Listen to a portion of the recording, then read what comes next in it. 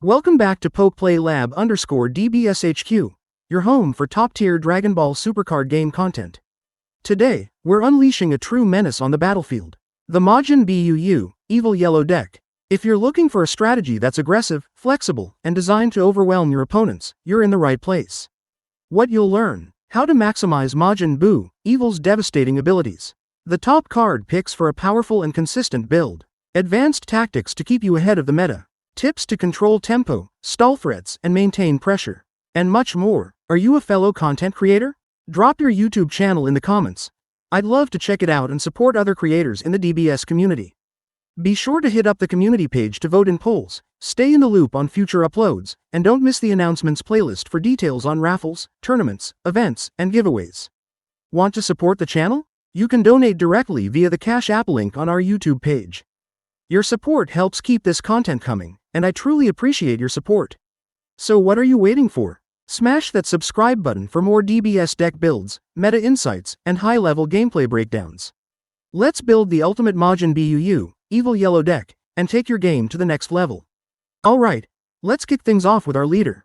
Majin Buu, Evil starts with a power of 15,000 and comes equipped with two key abilities.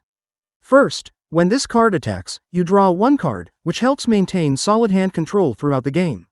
Its Awakened skill can be activated during your main or battle phase once your life drops to 4 or less. When that happens, you draw one card and flip this card over. Now we move to the Awakened side, Majin Buu, Kid.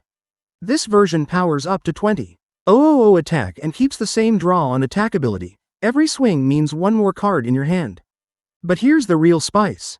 Once per turn, during your main phase, if you control a battle card with an energy cost of 4 or more that has Majin in its character trait, you can choose one of your opponent's rest mode cards, and that card can't switch to active mode during their next turn. This ability is incredible for tempo control. Here's why. A lot of our deck revolves around playing 4 cost or higher Majin cards. So this effect is consistently active. Once your opponent attacks and their battle card goes to rest mode, you can lock it down on your turn, preventing it from standing back up on their next turn. That means one less threat to worry about, letting you focus your attacks on their leader or other key targets. And the best part? You can keep choosing the same card turn after turn. If they can't remove it, you just keep it locked in rest mode, turn after turn, wearing down their board and stressing them out. I've done this plenty of times, and trust me, it's hilarious watching your opponent try to play around it. This leader gives you both pressure and control. Now let's move on to our level 1 cards, starting with 4 copies of Yamu. Yamu has the Earthling and Wicked Soul traits, with 5,000 power and a 5,000 combo defense value. He also comes with a simple but effective ability. When played, draw one card. This makes Yamu a great card for early game setup and hand advantage. Quick tip: try not to burn all your level 1 cards for combo defense too early. You'll need them later to set up your level 3 threats, so manage them wisely. Next, we have 4 copies of Suke Demon, level 1. This card has the Another World trait, with 5,000 power and a 5,000 combo value. Its ability is Auto, on play, draw one card. When combined with Yamu, that gives us 8 total on play draws between the 2 cards. Great for building hand advantage early in the game.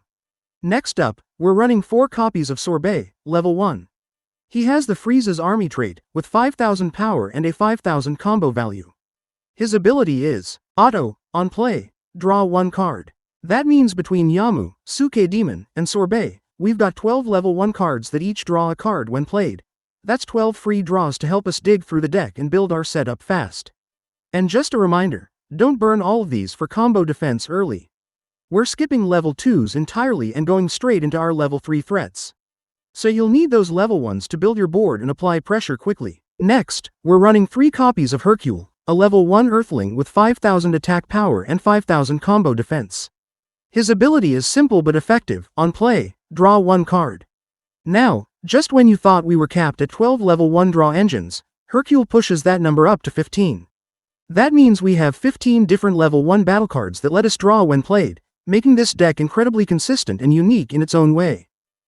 Next, we're running 4 copies of Majin Buu, Evil, level 3. This card has the Majin Absorption trait, 25,000 attack power, and a 5,000 combo defense. Its ability is very strong. Activate main. Once per turn, one of your own battle cards, then draw one card. After that, if your opponent has 6 or more cards in hand, they must discard one card. This makes Majin Buu, evil, one of our key disruption tools, chipping away at our opponent's hand while also keeping our draws consistent.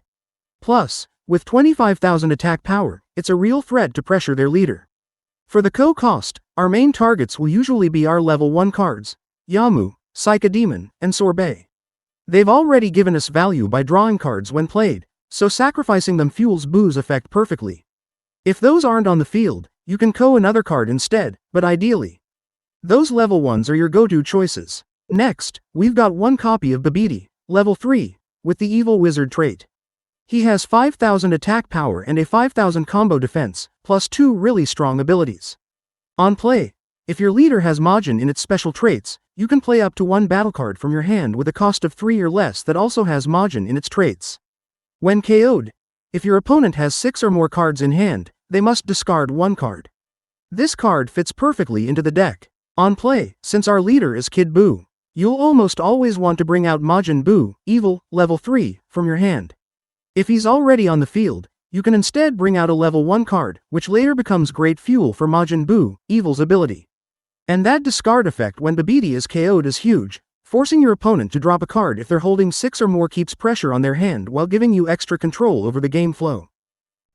Next, we're running 2 copies of Majin Buu, Kid, a level 3 card with the Majin trait. He's rocking 25,000 attack power and has critical, which means anytime he deals damage, your opponent's life goes straight to the drop instead of their hand, super strong for applying pressure.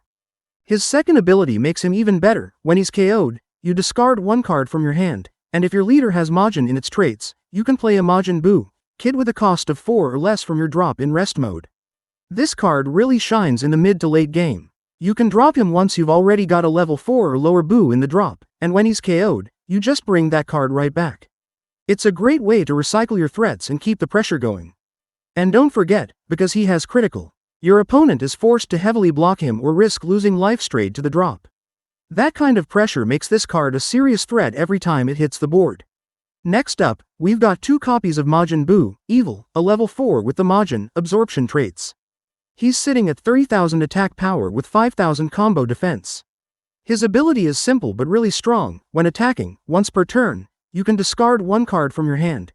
If your leader has Majin in its traits, this card restands back to active mode. That basically means you get to swing twice with a 30k attacker just by pitching a card from your hand. This makes him especially powerful in the mid-game, since double attacking puts huge pressure on your opponent's leader and forces them to defend hard. If you time this card right, he can really turn the momentum in your favor. Next, we're running 2 copies of Son Goku with the Saiyan trait. He's a level 3 with 25,000 attack power and a solid 10,000 combo defense. Son Goku has 2 key abilities. On play and when attacking, you can choose one of your opponent's rest mode battle cards, and it can't switch back to active mode during their next turn. This makes him an excellent stall card, buying you time to set up your board while also slowing down your opponent's offense. Locking down one of their battle cards for an extra turn can really shift the pace of the game in your favor. Next up, we have 2 copies of Majin Buu, Kid, a level 4 card with the Majin trait. He's rocking 30,000 attack power and 0 combo defense, but what makes him shine are his 3 powerful abilities. Permanent, this card can't be KO'd by your opponent's skills, making it very hard to remove. On play, when KO'd, if your leader has Majin in its special traits, you draw one card. Then choose all cards with a cost of 5 or less in your opponent's energy and battle area and switch them to rest mode. This makes Majin Buu, Kid, an amazing endgame card. Not only is he protected from being taken out by skills, but whether you play him or your opponent KOs him in battle, you can force their whole field of level 5 or lower cards into rest mode. That's huge for disrupting their setup, slowing down their attacks, and giving you a big advantage to pressure their leader. Next, we've got 4 copies of Majin Buu, Kid, a level 5 card with the Majin trait. He's got 35,000 attack power, 0 combo defense, and 2 powerful abilities. Double Strike, this card deals 2 damage instead of 1 when attacking, which puts massive pressure on your opponent's leader. They'll have to waste key resources just to avoid losing 2 life. On play, you can play one battle card with a cost of 4 or less and Majin or Evil Wizard in its traits directly from your hand. This card is all about turning up the pressure. Not only is your opponent forced to defend hard against the Double Strike, but you also get a free summon to keep your board stacked. It's a perfect mid to late game card that can swing the momentum in your favor. Next up, we're running 4 copies of Golden Frieza, a level 6 card with the Frieza clan, Frieza's army traits. He's rocking 40,000 attack power and 0 combo defense, but what makes him shine are his two incredible abilities. Permanent. Any of your opponent's battle cards with a cost of 5 or more enters the field in rest mode. That's huge, because it shuts down big threats before they even get a chance to swing. On play, choose up to one of your opponent's rest mode battle cards and KO it. This card is an absolute staple in yellow decks. Not only does it slow down your opponent by locking their big plays in rest mode, but it also lets you remove a key threat the moment it hits the field. The key is timing. Play Golden Frieza at the right moment and you can completely swing the momentum of the game in your favor. Next, we have 4 copies of Babidi, a level 7 evil wizard trait with 15,000 attack power and 10,000 combo power. He has 2 abilities. Super Combo. You can only include up to 4 Super Combo cards total in your deck. Auto. Opponent's turn. When you combo with this card from your hand, it gains 10,000 combo power, turning it into a 20,000 combo. This card is designed strictly for defense. Never use it as energy. Save it to block powerful attacks from your opponent. When played at the right moment, it can completely shut down a key swing thanks to the massive 20k combo boost. Now let's move on to our extra cards. We're running 4 copies of Golden Death Beam, a level 1 card with the Frieza clan, Frieza's army traits. It has one simple but powerful ability. Activate main. Choose up to one of your opponent's rest mode battle cards with a cost of 3 or less and KO it. This card is an absolute must-have in yellow decks. It's a cheap and reliable way to clear the board, shutting down low-cost threats and keeping your opponent's setup under control. Golden Death Beam makes it easy to keep pressure while denying your opponent their smaller plays. Next, we're running 2 copies of Blue Power Awakening, a level 2 card with the Saiyan trait. It comes with 2 powerful abilities. Activate main. Choose up to one of your opponent's rest mode battle cards with a cost of 6 or more and KO it. Activate battle. Choose your leader or one of your battle cards, and it gains 25,000 power for that battle. This card is amazing in the late game. It lets us deal with big threats by KOing high-cost cards, or swing momentum by giving a massive 25,000 power boost to push through for game. Definitely a clutch card when the pressure is on. Next up, we've got 4 copies of Evil itself, a level 1 card with the Majin trait. It has one powerful ability. Activate main. Discard 1 card from your hand. If you have Majin Buu, Kid in your battle area, you can KO up to 2 of your opponent's rest mode battle cards with a cost of 4 or less. This card really shines in the late game. Once you've got Majin Buu, Kid set up on the field, just by discarding a single card, you can wipe away 2 of your opponent's smaller threats and completely swing the momentum in your favor. And that wraps up my master build for the Majin Buu Evil Yellow deck. Hopefully this breakdown gives you some fresh ideas to take into your locals or inspire your own version of the deck. If you enjoyed the video, don't forget to smash that like button, drop a comment with your thoughts or suggestions, and of course subscribe for more awesome Dragon Ball Super Master deck builds. Thanks so much for watching, and I'll catch you in the next one.